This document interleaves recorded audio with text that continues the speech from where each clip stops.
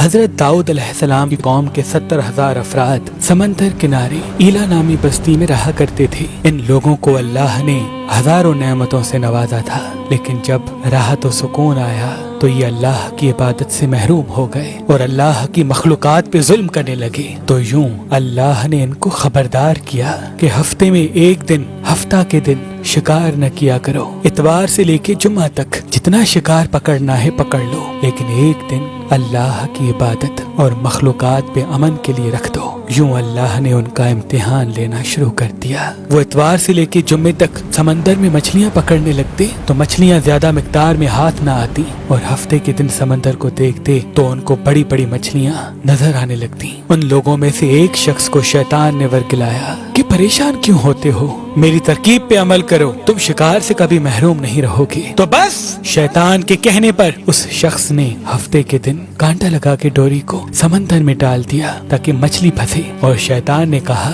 اس مچھلی کو تم اتوار کے دن نکالنا، اور یوں ہفتے کی حرمت بھی باقی رہے گی اور تمہارا شکار بھی ہو جائے گا۔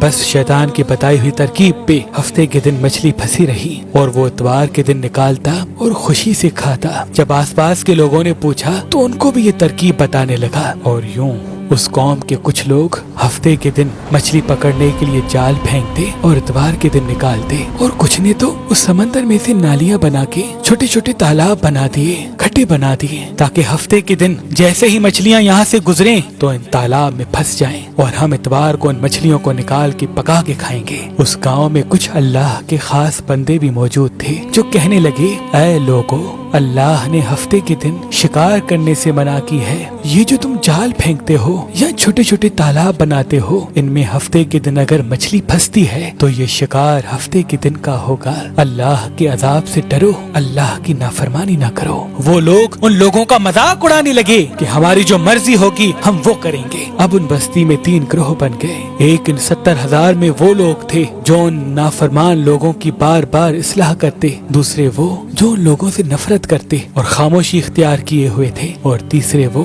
جو گمراہ ہو کر اللہ کی نافرمانی کر رہے تھے۔ تو یوں نیک بندوں نے اس بستی کے بیچ میں سے دیوار کو کھڑا کر دیا اور یہ حکم نافذ کیا کہ اللہ کی نافرمانی کرنے والے اس طرف ہو جائیں اور ہم جو اللہ کے فرما بردار ہیں وہ اس طرف رہیں گے۔ وہ صالح لوگ بار بار ان سے کہتے رہے، اے لوگو، اللہ سے ڈرو، قوم سمود، قوم لوط کا جو حشر ہوا اس کو یاد کرو، اللہ کی نافرمانی نہ کرو ورنہ تم پہ بھی کوئی عذاب آئے گا۔ وہ سارے نافرمان جن کی تعداد تقریباً 12,000 تھی، سب ہنستے رہے کہ یہ تو سب کتابی باتیں ہیں، ہم پہ کوئی عذاب نہیں آئے گا۔ بس جیسے ہی وہ گروہ 2 حصوں میں تقسیم ہو گیا، ایک وہ جو اللہ کے فرما بردار بندے دیوار کے اس طرف تھے، اور دوسرے وہ جو نافرمان بندے جو دیوار کے اس طرف تھے۔ وہ نافرمان پوری رات ہنستے رہے، مذاق اڑاتے رہے، اور وہ اللہ کے خاص بندے دیوار کے اس طرف اللہ سے معافی مانگنے لگے۔ بس جیسے ہی صبح ہوئی، وہ نیک صالح انسان اٹھے،